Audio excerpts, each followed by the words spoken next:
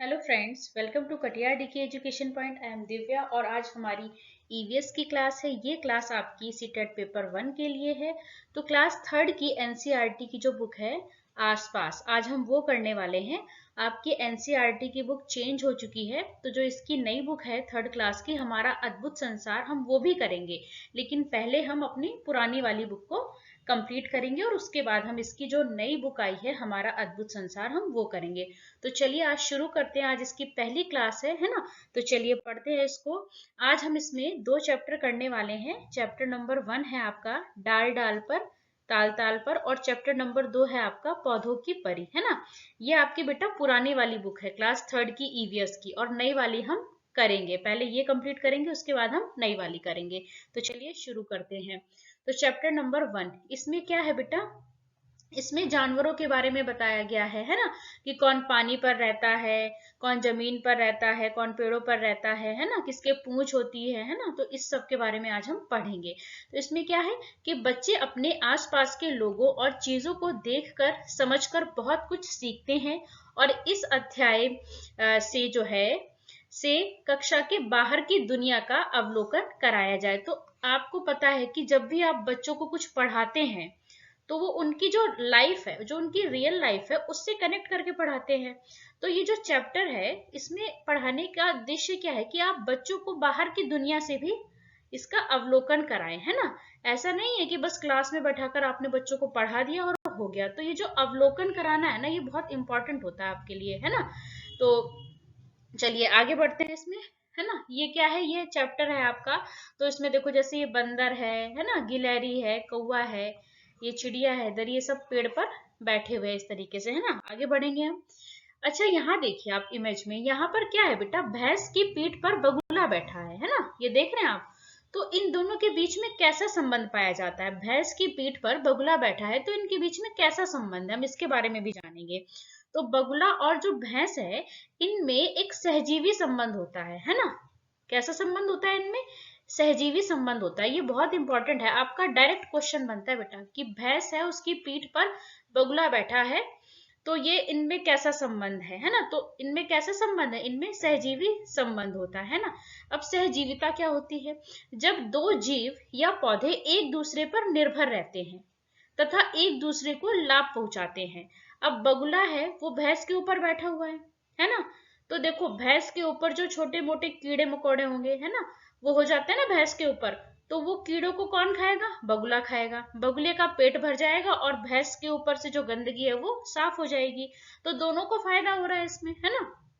तो जब दो जीव या पौधे एक दूसरे पर निर्भर रहते हैं तथा एक दूसरे को लाभ पहुंचाते हैं, तो उन्हें सहजीवी कहते हैं। तो यहाँ से ये पॉइंट आपका क्लियर हो गया, है ना। आगे बढ़ेंगे हम।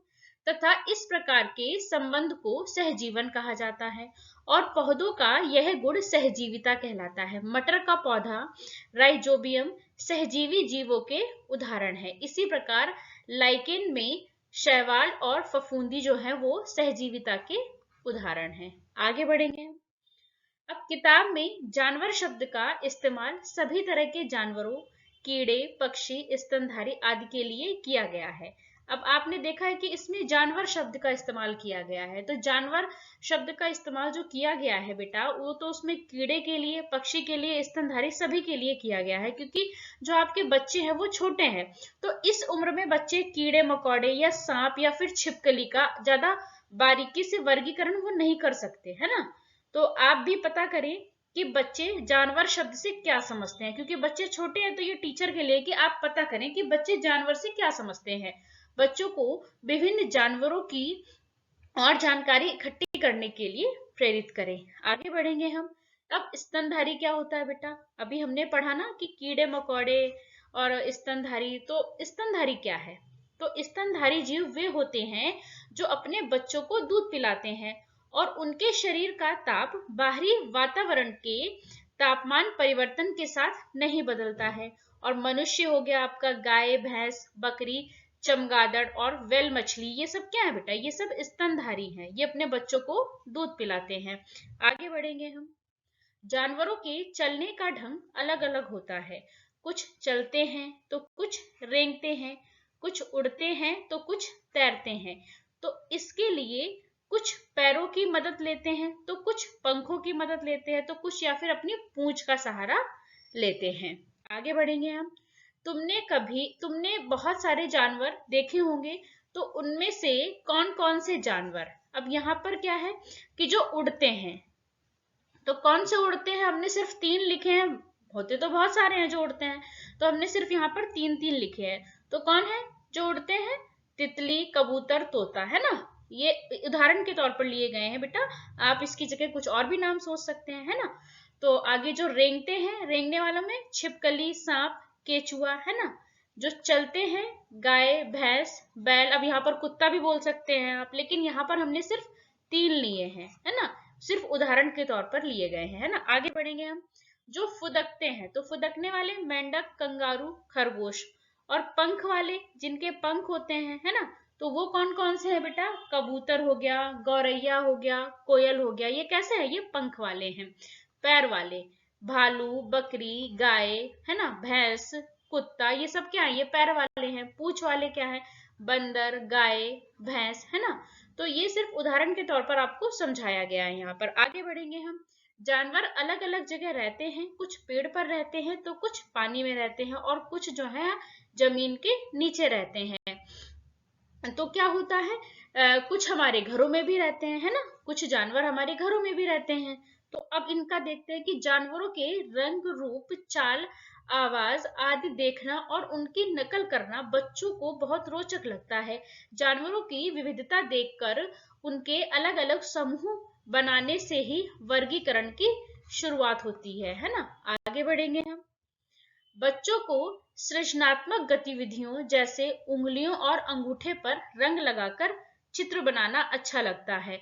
उन्हें अपनी इच्छा से अलग अलग तरह के डिजाइन बनाने के लिए प्रोत्साहित कीजिए। अब बच्चे करते हैं ऐसे, इसमें दिया गया है, देखिए ये क्या है बेटा, ये जो है उंगलियों में रंग लगाकर ही आकृतियां बनाई गई हैं। तो यही कहा गया है कि आप बच्चों को ये सब करने के लिए प्रोत्साहित कीजिए, उनको अच्छा लगता है ना। आगे बढ़ेंगे हम। किसी पेड़ के नीचे कुछ देर बैठो और ध्यान से देखो पेड़ पर और उसके आसपास कौन से जानवर हैं। तो जो डालियों पर रहते हैं, अब यहाँ पर भी सिर्फ 3 ही लिए गए हैं बेटा, है ना। तो डालियों पर कौन कौन से रहते हैं? तोता, कौवा, बंदर, है ना। और पत्तों पर कीट, कैटरपिलर, टिड्डा, है ना। आगे बढ़ेंगे हम। तने पर तने पर कौन कौन रहता है? चींटियां, दीमक, गिलहरी, और जमीन पर चूहा, खरगोश, सांप, है ना। चलिए आगे बढ़ते हैं। अब जिक्सो का खेल ये क्या है? जिक्सो में किसी चित्र के ऐसे टुकड़े होते हैं कि उनको मिलाने के लिए बहुत दिमाग लगाना पड़ता है, और यह गतिविधि चीजों को क्रमानुसार लगाने का शुरुआती कदम है। क्रम में लगाना बच्चों के अपने अनुभव पर निर्भर करता है। चूहा चिड़िया से छोटा भी हो सकता है और बड़ा भी। जानवरों के प्रति संवेदनशीलता से जुड़ी बातों पर बच्चों के साथ चर्चा करें। बच्चों को आप जानवरों के प्रति संवेदनशील बनाए, है ना। अब कैसे बनेगा? आप एक बच्चे से कहें कि आप एक डॉग पाल लें अपने घर में, है ना, तो क्या होता है कि जब बच्चा खुद उसको पालेगा ना, तो वो कभी उसको नुकसान नहीं पहुंचाएगा, क्योंकि उसके साथ उसका अटैचमेंट हो जाएगा। तो बच्चे को जानवर के प्रति संवेदनशील बनाना है ना। ऐसा नहीं कि बच्चा जानवरों को मार रहा है, हमें ये नहीं सिखाना। बच्चे को क्या सिखाना है कि जानवरों से भी प्यार करना चाहिए। तो बच्चे के अंदर संवेदनशीलता का विकास हमें करना है। आगे बढ़ेंगे हम। अब ये क्या है बेटा? ये एक जिक्सो का एग्जाम्पल दे रखा है, देख रहे हैं आप इसमें कैसे आड़ी टेढ़ी इसकी कटिंग की गई है। और ये बहुत अच्छा खेल है, इसमें बच्चों को बहुत ज्यादा दिमाग लगाना पड़ता है, देख रहे हैं आप इसमें। तो क्या है कि बच्चों से आप ऐसा बनाने के लिए कहिए, है ना। किसी भी जानवर का वो चित्र ले सकते हैं, उसको गत्ते पर चिपकाएं और उसकी आड़ी टेढ़ी कटिंग करें। तो यहाँ पर देखिए बच्चों को कितना मजा आएगा इस खेल को करने में, क्योंकि वो अपना पूरा दिमाग लगाएगा इसमें, है ना। अब तो चलिए हम आगे